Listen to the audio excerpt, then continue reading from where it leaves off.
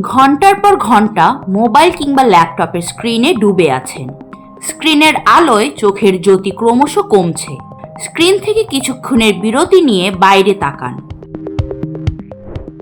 দেখুন আছে কেবল সবুজ, নীল আর একরাশ শীতলতা, যাকে আমরা প্রকৃতি বলি।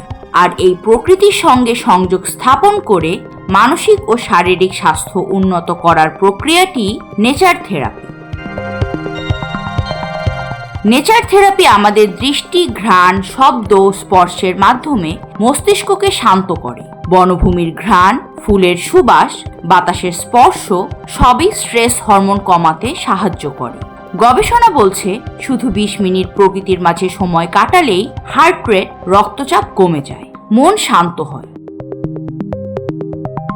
আপনি জানেন কি, পৃথিবীর বিখ্যাত ব্যক্তিরাও কিন্তু নেচার থেরাপি ব্যবহার করে থাকেন।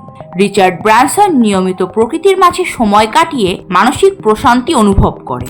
অপ্রা উইনফ্রে বন, পাহাড় বা সৈকতে গিয়ে শান্তি খুঁজে পান। বিল গেটস গল্ফ খেলার সঙ্গে প্রকৃতির মাঝে হাঁটাহাঁটি করে ফোকাস বাড়ান। অ্যাপলের সহ-নির্মাতা স্টিভ জবসও কাজের চাপ কমাতে লম্বা হাঁটাহাঁটি ও প্রকৃতির সঙ্গে সময় কাটাতেন।